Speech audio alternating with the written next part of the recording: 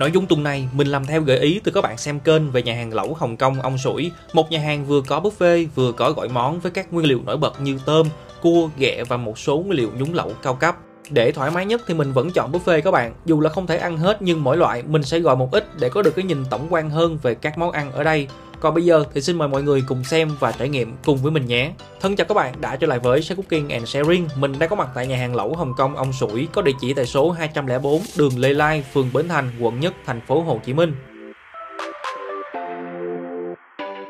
Xét về mặt địa điểm thì nhà hàng này rất là dễ tìm, nhưng đổi lại về mặt không gian sẽ hơi khiêm tốn một chút, với không gian tầng trệt sẽ được chia làm 3 dãy.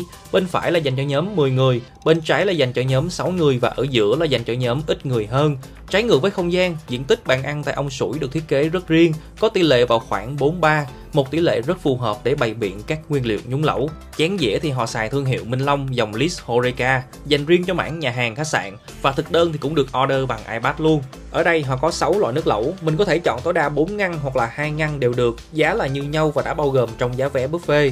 Giao diện gọi món nhìn chung là rất dễ sử dụng các bạn, họ phân thành từng tab, hình ảnh, giá và số lượng tùy chỉnh, tương tự như những chuỗi nhà hàng có cùng phân khúc. Tuy nhiên điểm trừ là khi mình kéo xuống nó không có tự động chuyển tab nha, mà mình phải bấm chuyển bằng tay, chưa được thuận tiện cho lắm. Còn về số lượng món ăn thì mình thấy không ít cũng không nhiều, nó thuộc mức vừa phải. Mỗi tab như vậy sẽ có khoảng từ 5 tới 6 món, trải dài từ khai vị, hải sản cho tới các loại thịt, phá lấu, viên nhúng lẩu và rau nấm. Thích món nào thì mình chỉ việc bấm thêm món đó và điều chỉnh số lượng là ok. Đối với các loại nước giải khát như nước ngọt hay nước cam thì mình cũng có thể order trong đây luôn. Kéo xuống nữa sẽ là menu gọi món. Đặc điểm nhận biết của menu này là có giá các bạn nha. Ai mà muốn ăn thêm bào ngư hay cá mú chế biến thêm gì đó thì có thể tham khảo thêm. Còn bây giờ thì mình sẽ chốt lại các món ăn và xác nhận trên hệ thống của nhà hàng là xong phần buffet lẩu. Đối với buffet light, nhà hàng sẽ bán riêng với giá 59.000 cho một người để được bổ sung thêm các loại thức uống, kem, trái cây và quầy nước chấm. Chúng ta có thể tự pha hoặc nhờ nhân viên pha giùm đều được. Nước chấm ở đây mình thấy khá đơn giản, không có quá nhiều loại và hình như là cũng không có bản hướng dẫn dành cho người mới. Phần sốt nền thì cũng chỉ có 3-4 loại, không có thịt băm và cũng không có sốt XO mà mình yêu thích. Muỗng múc sốt thì cũng rất nhỏ, khó múc và phải múc nhiều lần đối với các loại sốt nền như nước tương hay là sốt Thái. Và chỉ mất có 5 phút thôi là khay lẩu của bạn mình đã được mang ra. Hôm nay tụi mình ăn thử 4 loại nước lẩu, gồm có nước lẩu cá, lẩu tôm giam, lẩu thượng hạng và lẩu tứ xuyên. Đi cùng với đó là một ít đậu hũ phô mai, tôm viên, thịt bò Úc, ốc heo và một số loại hải sản như cá bớp phi lê, cua thịt, ghẹ xanh, tôm càng sống, được trữ và bắt tại hồ.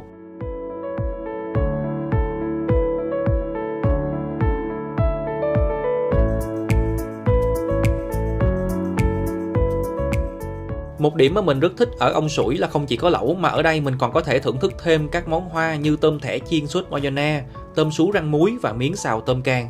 3 loại tôm này được nhà hàng phân tách theo 3 món ăn khác nhau, khá hay. Trong đó tôm thẻ chiên sốt mayonnaise có độ ngọt không bị quá gắt, bột cũng được áo rất mỏng. Tuy nhiên cái giòn này không phải là giòn tan mà nó sẽ có một chút dai nhẹ, ăn nó lạ hơn nhưng vẫn kết hợp khá tốt với độ giòn ngọt từ phần thịt tôm.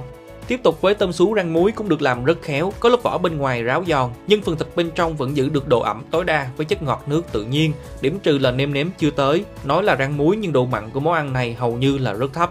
Còn miếng xào tôm càng thì tuyệt vời, mình không nói con tôm mà đang nói về sợi miếng của nhà hàng, nó có độ dai mướt hoàn hảo, không hề bị dính, không lạm dụng dầu, nên khi ăn mình không có cảm giác bị ngậy mỡ mà ngược lại rất dễ chịu, nhờ vào phần sốt ớp mặn mà, đi cùng với những con tôm càng tươi rói, chắc thịt và có một chút béo béo, ngọt bùi từ phần gạch tôm.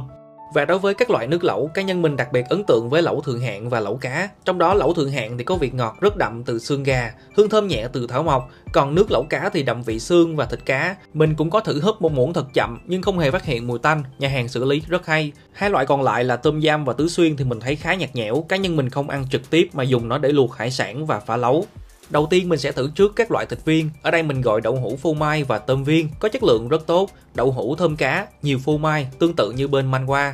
Còn tôm viên được họ quết thủ công, tỷ lệ chủ yếu vẫn là tôm chứ mình không nghe mùi bột. Ăn nó giòn ngọt và có hương thơm như phần nhân há cảo. Chuyển sang thịt bò thì mình thấy bình thường. Ở đây họ tập trung vào hải sản nên thịt bò mình chỉ có 2 sự lựa chọn là bắp và ba chỉ. Ăn cũng được các bạn, chất lượng nó cũng tương đồng như bên Kichi Kichi.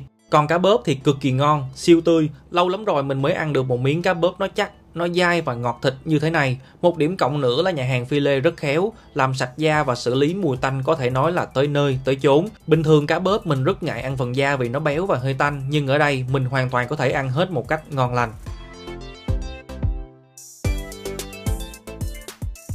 Về phần tôm càng và tôm sú có lẽ mình cũng không cần phải nhận xét quá nhiều vì những từ ngữ dùng để mô tả nó cũng chỉ loanh quanh ở những từ tươi, ngon và chắc thịt. Tuy nhiên nếu có thứ tự ưu tiên thì mình sẽ ưu tiên tôm càng hơn vì chất lượng tôm càng ở nhà hàng ông Sủi xét về kích cỡ, chất thịt và chất gạch nó đều có sự đồng đều về tất cả. Đặc biệt là phần đầu tôm, mình chỉ cần loại bỏ cái phần dơ này ra thôi là sẽ thưởng thức được những phần thịt mềm và ngọt sâu mà chỉ ở phần đầu tôm mới có. Tôm sú thì cũng tươi và ngon nhưng hơi nhỏ các bạn, ăn nó không được cảm giác bằng tôm càng, chất ngọt thì mình thấy cũng không bằng luôn. Còn đây là phần ốc heo ha, một nguyên liệu mà mình phải tiếp tục dành lời khen cho khâu tuyển chọn và sơ chế rất sạch sẽ từ phía nhà hàng. Cũng giống với da cá bóp, ốc heo mình rất ít ăn vì khẩu vị của mình khá nhạy cảm với mùi tanh, thậm chí là để cho an toàn, mình còn rưới lên một chút nước lẩu Tứ Xuyên và sau khi ăn thì quả thật là mùi tanh đã không còn mà chỉ còn lại độ béo sữa đặc trưng đi cùng với hương vị xuyên tiêu nồng nàn ở phần hậu vị. Và khi ăn tới cua và ghẹ thì mình cũng đã có câu trả lời cho mức giá vé ngày hôm nay, đó là hoàn toàn đáng tiền. Cua ở đây size rất là lớn nha, trọng lượng theo mình ước tính chắc cũng trên dưới 2 con 1 kg. Ghẹ cũng là ghẹ loại 1, được sơ chế tôm tất với phần càng và mai được tách rời ra. Khi ăn thì nhà hàng sẽ phát thêm cho mình một cái bao tay ni lông và đồ kẹp càng cua. Đây là phần ức này các bạn, khá đầy đặn, còn đây là phần đùi ha, có độ ngọt rất sâu. Và phần càng thì cũng có một chất lượng tuyệt vời về cả hình thức lẫn nội dung. Cái càng lớn thì mình đưa cho vợ mình, còn càng nhỏ thì nó chỉ nhỏ hơn về mặt kích thước thôi, chứ độ ngọt, độ chắc là hoàn toàn như nhau. Thứ thịt khi nhai nó xương xương, mềm mềm rồi tan trong miệng, không có chỗ nào chê. Thậm chí là con cua thứ hai mình gọi thêm cũng có chất lượng tương tự, thịt nhiều và lấp đầy ở các phần que. Mai của những con cua này cũng khá béo và mình khuyên các bạn là nên gọi trước mỗi người một con để tránh việc chờ lâu khi gọi thêm. Đối với phần ghẹ thì cũng vậy, thịt chắc, đùi chắc, càng thì to mà vỏ thì mỏng. Nếu các bạn đã từng xem mình ăn ghẹ ở buffet Sheraton thì ghẹ ở ông Sủi có chất lượng không hề thua kém về độ tươi ngon và trọng lượng nguyên liệu. Như các bạn có thể thấy là phần đùi ghẹ mình tách ra cực kỳ dễ dàng và ăn thì cực kỳ thấm. Một nguyên liệu nữa là ốc hương mình gọi thêm cũng có size khá to, thịt dai và nhiều nhưng độ ngọt và hương thơm là chưa tới. Ăn cho có này có kia thì được chứ mình cũng không đánh giá cao.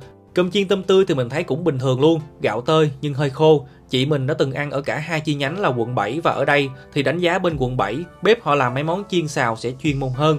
Và cuối cùng là tráng miệng, mình có thử một vài loại kem như sầu riêng, kem dừa và sô-cô-la, thấy nó cũng tạm được về độ dẻo, nhưng hương vị thì chỉ ở mức ăn chơi, ăn cho nó ngọt miệng thôi các bạn. Và kết lại, buffet lẩu ông Sủi đã cho mình một trải nghiệm ăn lẩu hải sản đáng tiền với cua, tôm và ghẹ tươi, có kích cỡ lớn. Các món ăn chế biến sẵn như miến xào, tôm chiên cũng được làm khá tốt. Còn về điểm hạn chế thì chắc chắn là về mặt không gian và sự đa dạng trong các loại nước lẩu cũng như nước chấm. Nếu như buffet lẩu Manh Qua có thế mạnh về các loại thịt bò thì buffet lẩu ông Sủi sẽ có thế mạnh về các loại hải sản tươi sống. Và khẩu vị của bạn mới là quan trọng nhất, review của cá nhân mình chỉ mang tính chất tham khảo thôi nha. Nếu thấy video mình làm hay và hữu ích, hãy bấm like và subscribe kênh để luôn nhận được nhiều nội dung mới từ mình. Thân chào và hẹn gặp lại.